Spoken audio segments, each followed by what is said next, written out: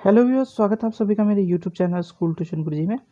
आज हम बात करेंगे कार्यपत्रक 83 की, जो कि 8 फरवरी के लिए जारी किया गया है। कक्षा 9 का विज्ञान विषय कार्यपत्रक है। यहाँ बच्चे अपना नाम लिखेंगे और यहाँ अपने कक्षा अध्यापक का नाम लिखेंगे। बच्चों, आज हम एक नया पाठ शुरू कर रहे हैं जिसका नाम है अणु एवं परमाणु। तो आज के पुनरावृत्ति कार्य में हम अणु और परमाणु जो आपका पाठ है उसके कुछ रासायनिक संयोजन के नियम पढ़ेंगे। तो चलिए बच्चों, शुरू करते हैं पुनरावृत्ति कार्य में आपका आज का पाठ अणु एवं परमाणु। तो बच्चों, सबसे पहले बात करते हैं रासायनिक संयोजन के नियम की। तो पदार्थ की सूचना, संरचना और प्रकृति जानने के लिए अनेक प्रयोग किए गए। अब उन प्रयोगों में दो ऐसे वैज्ञानिक थे, एंटिनो एल लेवजियर और जोसेफ एल फ्रॉस्ट। इन दोनों ने रासायनिक के दो प्रमुख नियम बनाए। अब ये नियम कौन से थे बच्चों? ये नियम थे द्रव्यमान संरक्षण का नियम और स्थिर अनुपातों का नियम।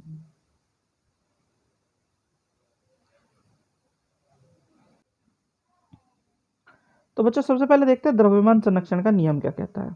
द्रव्यमान संरक्षण के नियम के अनुसार किसी भी रासायनिक प्रक्रिया में द्रव्यमान ना तो बनाया जा सकता है ना ही खत्म हो सकता है। और अगर साधारण शब्दों में कहें तो रासायनिक प्रक्रिया में सभी अभिक्रमों की कुल जो द्रव्यमान हो गया, यानी कि जो द्रव्यमान से हम चले थे, वो उत्पाद के द्रव्यमानों के बराबर होता है। ठीक है। अब उदाहरण दिया है। उदाहरण क्या दिया बच्चों उसने कि अभिक्रिया से पहले बेरियम क्लोराइड और सोडियम क्लोराइड का कुल द्रव्यमान अभिकारक अभिक्रिया के बाद बनने वाले बेरियम सल्फाइड तथा सोडियम क्लोराइड उत्पाद के द्रव्यमान के हमेशा बराबर होता है। यानी कि ये क्या कह रहा है, द्रव्यमान ना तो कम होगा ना ज्यादा होगा, जितना शुरू हुआ उतने ही उत्पाद में पूरा पूरा चला जाएगा। अब आता है स्थिर अनुपात का नियम। तो बच्चों, स्थिर अनुपात का नियम क्या कहता है? स्थिर अनुपात का नियम के अनुसार पदार्थ में उपस्थित तत्वों के द्रव्यमान का अनुपात हमेशा एक ही रहता है, यानी कि उनका अनुपात एक रहेगा। और किसी भी अणु या उसमें उपस्थित परमाणु के द्रव्यमान का हमें जो क्या रहेगा, अनुपात रहेगा, यानी कि पदार्थ का और उसके बाद किसी दूसरी चीज का, वो द्रव्यमान जो अनुपात में रहेगा वो हमेशा समान रहेगा। जैसे इसमें कहा भी है, स्थिर अनुपात के नियम के अनुसार पदार्थ में उपस्थित तत्वों के द्रव्यमान का अनुपात हमेशा एक ही रहता है। दूसरे शब्दों में किसी पदार्थ के एक अणु के में उपस्थित विभिन्न तत्वों के परमाणु के द्रव्यमान का अनुपात हमेशा एक ही होगा। यानी कि अगर मान लो उसमें कोई चीज है, यानी उदाहरण जैसे दिया हुआ है कि यदि 9 ग्राम जल को जब अपघटित किया जाता है तो हमेशा 1 ग्राम हाइड्रोजन और 8 ग्राम ऑक्सीजन ही रहेगी। यानी कि द्रव्यमान जो होगा ना उसके अनुपात में ही रहेगा। ठीक है बच्चों।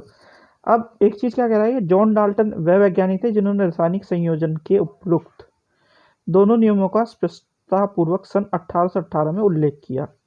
डाल्टन ने अपने सिद्धांत पदार्थ का सबसे छोटा कारण परमाणु तक विभाजित होने का आधार पर दिया। डाल्टन के मूलभूत सिद्धांत हैं।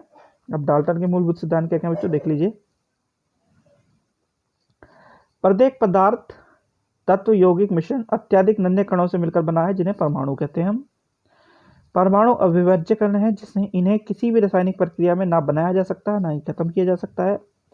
किसी एक तत्व के परमाणु का द्रव्यमान उसके और रासायनिक गुण एक जैसे होंगे, अलग अलग नहीं होंगे। फिर अब विभिन्न तत्वों के परमाणु का द्रव्यमान रासायनिक गुण भिन्न भिन्न होंगे, यानी कि एक का एक जैसा होगा और अलग अलग के अलग अलग होंगे। फिर परमाणु पूर्णांकों के अनुपात में जोड़कर यौगिक बनाते हैं और यौगिक में उपस्थित विभिन्न प्रकार के परमाणुओं की सापेक्ष संख्या एक समान होती है। अब द्रव्यमान संरक्षण के नियम का अर्थ डाल्टन के दूसरे सिद्धांत में छुपा हुआ है। इसी प्रकार डाल्टन का आखिरी सिद्धांत स्थिर अनुपातों के नियम की तरफ इशारा करता है। यानी कि क्या कर रहा है बच्चों, जो हमारा दूसरा सिद्धांत था, यानी कि स्थिर अनुपात के नियम की तरफ ये बता रहा है कि क्या होगा, एक रासायनिक गुण जो होंगे किसके होंगे, एक परमाणु द्रव्यमान के जैसे वाले तत्वों के होंगे, और अगर अलग तत्व होंगे तो अलग रासायनिक गुण होंगे उनके। और जब ये परमाणु पूर्णतः जो अनुपात में जोड़कर जब किसी यौगिक को बनाएंगे तो एक तरह के क्या होंगे, स्थिर अनुपात के नियम को लागू करते हुए दिखाई देंगे। अब है प्रश्न नंबर 1, द्रव्यमान संरक्षण के नियम से आप क्या समझते हैं, एक उदाहरण दीजिए। तो बच्चों, द्रव्यमान संरक्षण का नियम क्या है कि रासायनिक प्रक्रिया में द्रव्यमान ना तो बनाया जाएगा ना खत्म होगा, ठीक है। उसी को हम रासायनिक नियम कहते हैं, रासायनिक संयोजन का नियम कहते हैं, द्रव्यमान संरक्षण के नियम के अनुसार।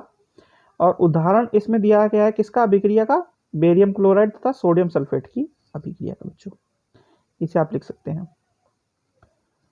फिर है स्थिर अनुपात के नियम से आप क्या समझते हैं, एक उदाहरण दीजिए। तो स्थिर अनुपात का नियम क्या कहता है, तत्वों के द्रव्यमान के अनुपात में रहेगा हमेशा उपस्थित, जो अनुपात रहेगा चीजों का, वो तत्वों के द्रव्यमान के अनुसार रहेगा। उदाहरण 9 ग्राम जल में अपघटित होने पर 1 ग्राम हाइड्रोजन और 8 ग्राम ऑक्सीजन बनेगा। फिर है प्रश्न नंबर 3, डाल्टन परमाणु सिद्धांत किस प्रकार हमेशा रासायनिक संयोजन के दोनों नियम को समझाने में मदद करता है। तो कैसे करता है, द्रव्यमान संरक्षण का नियम अर्थ डाल्टन के दूसरे सिद्धांत में छुपा हुआ है। इसी प्रकार डाल्टन का आखिरी सिद्धांत स्थिर अनुपात के नियम की तरफ इशारा करता है। यानी कि ये दोनों चीजों को बता रहा है, द्रव्यमान संरक्षण को भी बता रहा है और जो आपका स्थिर अनुपात का नियम है उसे भी बता रहा है। कैसे बता रहा है कि द्रव्यमान ना तो घटाया जा सकता है, ना बढ़ाया जा सकता है, ना बनाया जा सकता है, ठीक है बच्चों। और स्थिर अनुपात के नियम में कैसे कि ये यौगिक जो होंगे वो एक स्थिर अनुपात में होंगे। अब इधर कैसे देख लीजिए, परमाणु पूर्णांकों के अनुपात में जोड़कर यौगिक बनाते हैं, ठीक है। अब फिर है एक तत्व के परमाणु का द्रव्यमान 1 होगा और रासायनिक गुण एक समान होंगे, और अलग अलग विभिन्न तत्वों के परमाणु का द्रव्यमान विभिन्न होगा, रासायनिक गुण भिन्न होगा। तो ये सब क्या दर्शा रहा है बच्चों, ये नियमों को दर्शा रहा है कि डाल्टन के नियम किसको, रासायनिक संयोजन के दोनों नियमों को पूरा करते हैं। अब प्रश्न नंबर 4 है, यदि 7 ग्राम नाइट्रोजन को 3 ग्राम हाइड्रोजन में संयोजन करके 10 ग्राम अमोनिया बनता है, विभिन्न उत्पादों का द्रव्यमान क्या होगा यदि 7 ग्राम नाइट्रोजन के 10 ग्राम हाइड्रोजन गैस के संयोजित किया जाता है।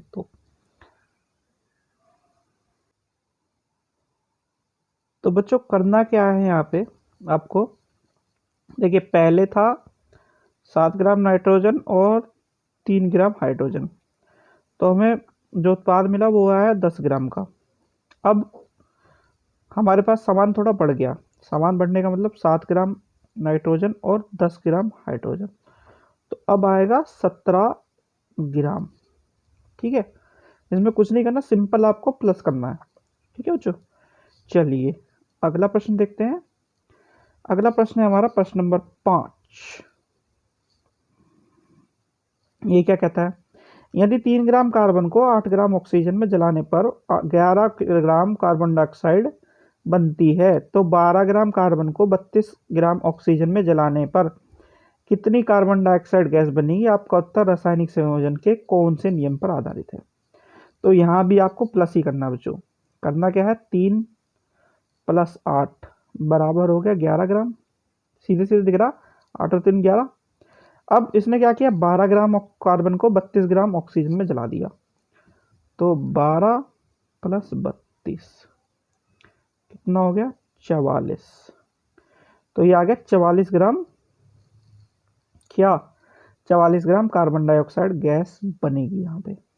और ये आपका उत्तर होगा स्थिर अनुपात के नियम के आधार पर बच्चों। तो बच्चों ये होगी आपकी वर्कशीट कंप्लीट और वीडियो भी। आशा करता हूँ आपको वीडियो अच्छी लगी होगी। अगर वीडियो अच्छी लगी हो तो चैनल को सब्सक्राइब करें, वीडियो को लाइक करें, शेयर करें। Thank you.